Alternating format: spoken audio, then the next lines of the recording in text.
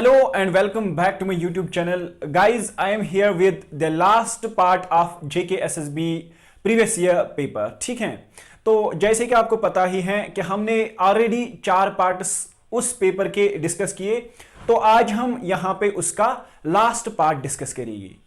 तो चलिए guys, without wasting time हम अपना वीडियो लेक्चर स्टार्ट करेंगे।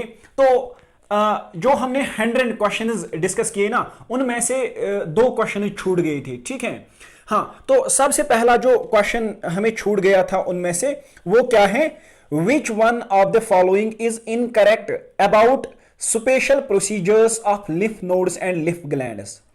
इन्होंने क्या दिया है, इन्होंने कुछ स्टेटमेंट्स दी हैं स्पेशल प्रोसीजर ऑफ लिफ नोड्स एंड लिफ ग्लैंड्स का।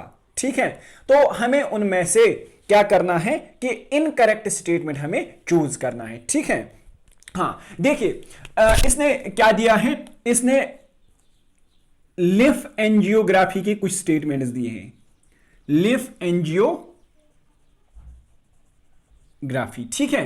देखिए गाइस, अगर हम लिफ एंजियोग्राफी की बात करेंगे ना, लिफ एंजियोग्राफी हम किस में यूज करते हैं, in this procedure we visualize lymphatic vessels. We visualize lymphatic vessels। एक तो हम lymphatic vessels को विजुअलाइज करते हैं, और ये जो lymphatic vessels हैं फाइनली ये ड्रेन करते हैं lymph nodes को। अगर आप मोर अप्रोप्रिएटली बोलोगे तो इनको हम बोलते हैं सेंटिनल लिफ नोड्स को। ठीक है, तो इनका कोर्स हम देखते हैं किसमें, लिफ एंजियोग्राफी में। तो इसमें हम क्या करते हैं, इसमें हम एक ब्लू कंट्रास्ट डाई पेशेंट को देते हैं। ठीक है, नीडल से, through a needle, and this dye is called as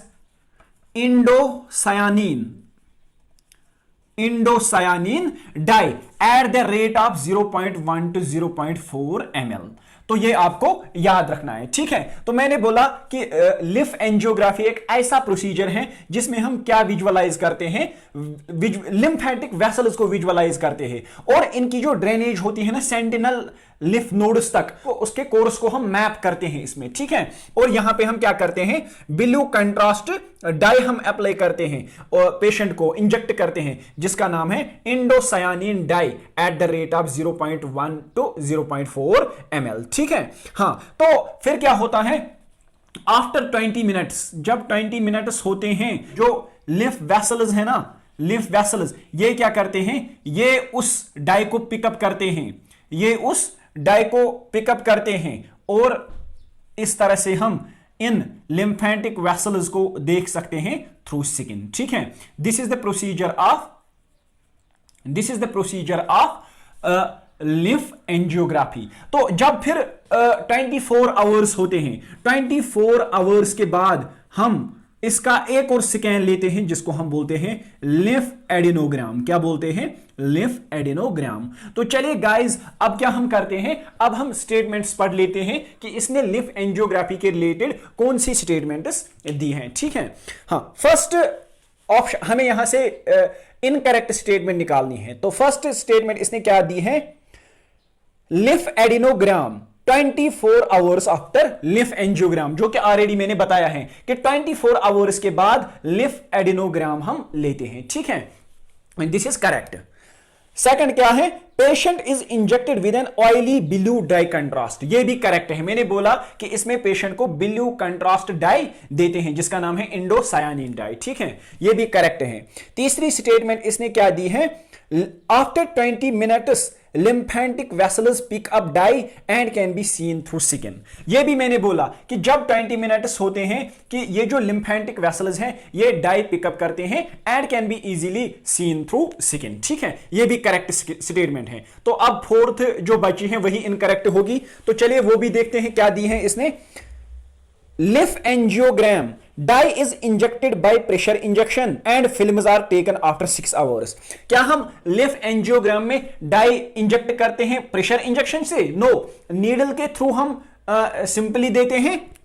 तो this is the wrong answer, this is the incorrect statement. So its answer is D. ठीक है, हाँ, एक और क्वेश्चन जो छूट गया था हमें, वो क्या है, देखिए वो क्वेश्चन ये है, which one of the following is the correct examination scheduling sequence. हमें यहां से इसने 3 प्रोसीजर्स दी हैं, तो हमें करेक्ट एग्जामिनेशन शेड्यूलिंग सीक्वेंस पकड़नी है, चूज करनी है कि पहले हम कौन करेंगे, उसके बाद हम कौन करेंगे, उसके बाद हम कौन करेंगे। तो इसने क्या क्या दिया है, आईवीपी दिया है, ठीक है, और क्या दिया है इसने, बेरियम एनीमा दिया है, बेरियम एनीमा दिया है, उसके बाद दिया है अपर जीआई सीरीज। ठीक है, हाँ, तो देखिए गाइस, अगर हमें यहां से करेक्ट शेड्यूलिंग सीक्वेंस निकालनी होगी, सबसे पहले हम क्या करेंगे, सबसे पहले हम आईवीपी करेंगे। क्या करेंगे, आईवीपी, क्योंकि इसमें जो हम आयोडीनेटेड कंट्रास्ट देते हैं, पेशेंट को पानी पिलाएंगे तो वो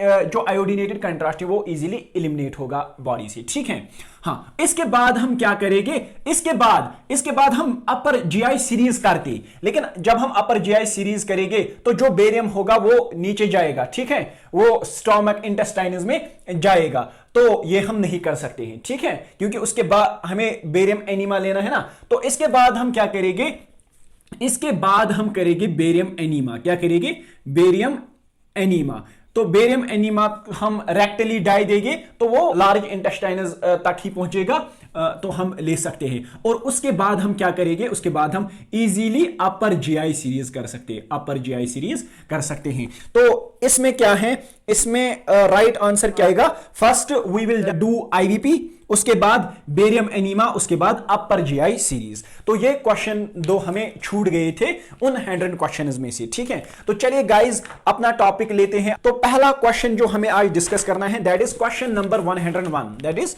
क्वेश्चन नंबर 101। क्वेश्चन नंबर 101 इसने क्या दिया था, for urinary tract study which of the given types of patient will require proper hydration। Urinary tract study के रिलेटेड इनमें से किस पेशेंट को हमें प्रॉपर हाइड्रेशन करनी होगी। ठीक है, हाँ, number first is patient with diabetes, number second is patient with multiple myeloma, patient with high uric acid levels, all of the above. It is right answer is all of the above. हर एक जो इसने patient दिया है इन 3 statements में, तो तीनों को हमें प्रॉपर हाइड्रेशन करनी होगी। ठीक है, तो चलिए देखते हैं question number 102। Which of the following is not true about X ray cassettes. इसने एक्सरे कैसेट्स के रिलेटेड कुछ स्टेटमेंट्स दी हैं, तो हमें चूज करनी है कि कौन सी स्टेटमेंट इनकरेक्ट है। ठीक है, हाँ, फर्स्ट स्टेटमेंट इसने दिया है, front side of the cassette is made up of aluminium. This is right, because जो कैसेट का फ्रंट साइड होता है वो एल्युमिनियम का ही बना होता है। ठीक है, हाँ, तो इसके बाद कितना, अगर आपको पता होगा कितना एल्युमिनियम उसमें होता है, 0.12 mm थिकनेस। हाँ, दूसरा इसने क्या दिया है, it is a light tight box. बिल्कुल, जो कैसेट होती है it is a light tight box, ये भी ठीक है। तीसरा, keep film screen in close. ये इसमें क्या होता है कि जो फिल्म इंटेंसिफाइंग स्क्रीन है वो क्लोज रखा जाता है। ठीक है, जो इंटेंसिफाइंग स्क्रीन होता है वो फिल्म के क्लोज रखा जाता है इसमें। ठीक है, नंबर डी इसने दिया है, back side of the cassette is made up of carbon fibre. जो बैक साइड होता है ना कैसेट का, बैक साइड बना होता है लेड का। किसका, लेड का। In order to prevent back scatter prevent करने के लिए लेड का बना होता है। अगर थिकनेस भी देखनी होगी तो 1.6 mm। तो लेकिन इसने दिया है back side of the cassette is made up of carbon fiber, which is absolutely wrong. So its right answer is D। हाँ, क्वेश्चन नंबर 103 इसने क्या दिया है, what happens to the patient if he or she enters the MRI room with ECG leads। ठीक है, हाँ, तो अगर क्या होगा कि अगर कोई पेशेंट MRI रूम में गया लेकिन उसमें ECG लीड्स लगे हैं। ठीक है, तो हमें बोलना है कि उसके साथ क्या होगा। Number A, fire in MRI magnet, नहीं, इससे नहीं होगा। Will not cause any fire और बर्न होगा, लेकिन ये रॉन्ग है। ठीक है, fire in the whole room, this is wrong. Patient skin will burn, हाँ, इसको आएगा पेशेंट स्किन विल बर्न। ठीक है, this is the right answer. Now question number 104, where does conversion of the invisible latent image into a visible manifest image take place। Invisible latent image को visible image कहां पे बनती है, ठीक है। तो इन ऑप्शंस में से चूज कीजिए। A part is stop bath, B part is second half of the process, C part is first half of the fixer process, option D is developer. तो अगर आपको याद होगा डेवलपर में ही ऐसा होता है कि जो इनविजिबल लेटेंट इमेज होती है उसको विजिबल इमेज बनती है, ठीक है। हां, तो चलिए देखते हैं question number 105। What is the unit of measurement of electron energy, ठीक है। इलेक्ट्रॉन एनर्जी हम किस यूनिट में मेजर करते हैं? Option is electron volt, option B kilo voltage, option C milli ampere, option D coulomb. अगर हम देखेंगे किलो वोल्टेज, इसे हम पोटेंशियल डिफरेंस मेजर करते हैं, मिली एम्पियर इसे करंट मेजर करते हैं, कूलम इसे चार्ज मेजर करते हैं। So its right answer is electron volt, its right answer is electron volt. Now question number 106, what is the role of collimator in X ray tube? तो इसको पढ़ने की जरूरत ही नहीं है। कॉलीमेटर का कौन सा रोल होता है? वो तो क्या करता है, shape and size of the X ray beam को क्या करता है, वेरी करता है या रिड्यूस करता है, ठीक है। हां, इसके बाद question number 107, what is the another name for wind pipe? इसको भी ऑप्शन पढ़ने की जरूरत ही नहीं है। विंड पाइप का अनदर नेम क्या है? That is trachea, that is trachea. हां, तो चलिए question number 108, what is the role of intensifying screen? इंटेंसिफाइंग स्क्रीन का रोल क्या होता है, ठीक है। तो इंटेंसिफाइंग स्क्रीन का रोल ये होता है कि जब इस पे एक्सरेज पड़ती हैं तो ये उन एक्सरेज को लाइट बनाता है, ठीक है। So the role of intensifying screen is that it converts X rays into light, ठीक है। हाँ, तो चलिए ऑप्शंस देखते हैं। First option is increasing the patient radiation dose, this is wrong. Conversion of x-rays to light photons, this is right option, ठीक है। उसके बाद सी ऑप्शन है degrading the imaging quality. Option D conversion of light into x-rays, that is wrong. So its role is to convert x-rays into light photons, ठीक है। हाँ, तो चलिए देखते हैं क्वेश्चन नंबर 109। क्वेश्चन नंबर 109 क्या है? What happens to people having flat foot? उन लोगों को क्या होता है जिनका फ्लैट फुट होता है। तो ये याद रखना आप ऐसे ही कि जिन लोगों का फ्लैट फुट होता है उनकी जो लॉन्गिट्यूडिनल आर्चेस होती हैं, लॉन्गिट्यूडिनल आर्च वो डिक्रीज होती है फुट की, ठीक है। तो उनकी जो लॉन्गिट्यूडिनल आर्च होती है फुट की वो डिक्रीज होती है, ठीक है। हाँ, question number 110, Which of the following is not the advantage of double coated X-ray film? इसने कुछ स्टेटमेंट्स दी हैं तो हमें बोलना है कि डबल कोटेड एक्सरे फिल्म की कौन सी इनमें एडवांटेज नहीं है। Prevent curling of the film, तो ये उसकी एडवांटेज है। स्टेबिलिटी ऑफ द फिल्म, ये भी ट्रू है, ठीक है, यानी एडवांटेज है। With less exposure there is better contrast, ये भी ट्रू है कि डबल कोटेड एक्सरे फिल्म की एक एडवांटेज है कि अगर हम लेस एक्सपोजर ही देंगे लेकिन कंट्रास्ट अच्छा आता है। एक और स्टेटमेंट क्या है? With high exposure there is better contrast, this is not the true statement, this is wrong statement कि with high exposure there is better contrast, ठीक है, ये रॉन्ग है। तो इसको यही ऑप्शन आएगा। Now question number 111, which of the following is regarded as a unit of nervous tissue? तो ये भी बताने की जरूरत ही नहीं है। What is the structural and functional unit of nervous tissue? It is neuron, it is neuron. तो इसने ऑप्शन दी थी यहां से neuron, myelin sheath, dendrites and axons, so it is neuron, ठीक है। Now question number 112, What should radiograph wear while performing mobile radiography? जब एक रेडियोग्राफर मोबाइल रेडियोग्राफी परफॉर्म करेगा तो उसको क्या पहनना है? तो ये आपको पता ही है कि लेड एप्रन पहनना है। तो इसने बोला है कि shoe cover, white apron, normal clothes and lead apron. So its right answer is lead apron. Now question number 113, Computed radiography involves the use of which one of the following options? Computed radiography यानी CR में इन options में से कौन सा use होता है? Detectors तो DR में यूज होता है, डिजिटल रेडियोग्राफी में। Intensifying screens, X-ray film and photo stimulable phosphor plates. It's right answer is D, that is PSP plates. Photo stimulable phosphor plates are used in computed radiography. Now question number 114, What are the blood investigations asked before doing IVU?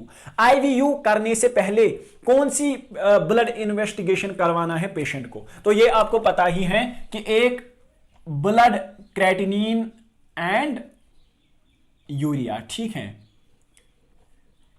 Blood creatinine and urea करवाना है हमें patient को, ठीक है। हाँ, तो ये इसको ऑप्शन पढ़ने की जरूरत ही नहीं है। तो चलिए देखते हैं क्वेश्चन नंबर 115। क्वेश्चन नंबर 115 क्या है? Which of the following is the sensitive pigment layer of the eye. इसने आई के पार्ट्स दिए हैं, इनमें से सबसे सेंसिटिव पिगमेंट कौन सा होता है? Option A is retina, cornea, sclerotic and iris. It is retina, it is retina, ठीक है।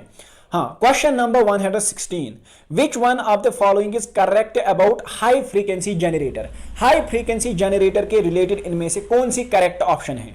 Thermionic emission, eddy current, hysteresis and high tube current with short exposure. It's right answer is high tube current with short exposure. जो high frequency generator होता है, it's function is high tube current with short exposure, ठीक है। Now question number 117।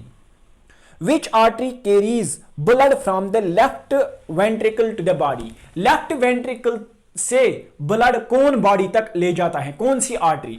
It's right answer is aorta. ये आप सब लोगों को पता होगा, एआर्टा, ठीक है। हाँ, now question number 118। Which view is used in radiography of temporomandibular joint. Temporomandibular joint की रेडियोग्राफी हमें कौन सी व्यू लेनी है इन व्यूज में से? तो इसने दी है Caldwell method, no, Schuller projection, basilar method, ball catching view. Its right answer is Schuller projection, ठीक है, शैलर प्रोजेक्शन। अगर आपको याद होगा तो मैंने बोला था कि जो शैलर प्रोजेक्शन, एक तो ये mastoid portion of temporal bone के लिए होती है, टेम्पोरल बोन के लिए होती है, और यही प्रोजेक्शन से हम क्या देख सकते हैं? टीएमजे, टेम्पोरोमैंडिबुलर जॉइंट भी, ठीक है। हाँ, तो चलिए देखते हैं question number 119। Which organ stores the urine inside the human body. तो ये भी बहुत ही आसान क्वेश्चन है कि ह्यूमन बॉडी में कौन सा पार्ट यूरिन को स्टोर करता है? दैट इज यूरिनरी ब्लैडर, ठीक है। हाँ, now question number 120 and the last question of this paper. What is the other name of subluxation. Subluxation को हम दूसरा नाम क्या बोलते हैं? सबलक्सेशन।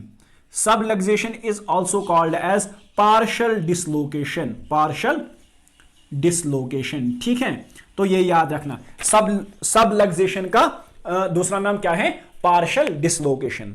गाइज, ये था आज का लास्ट क्वेश्चन और इस पेपर का भी लास्ट क्वेश्चन। तो आई होप कि आपने ये पूरा पेपर एंजॉय किया होगा।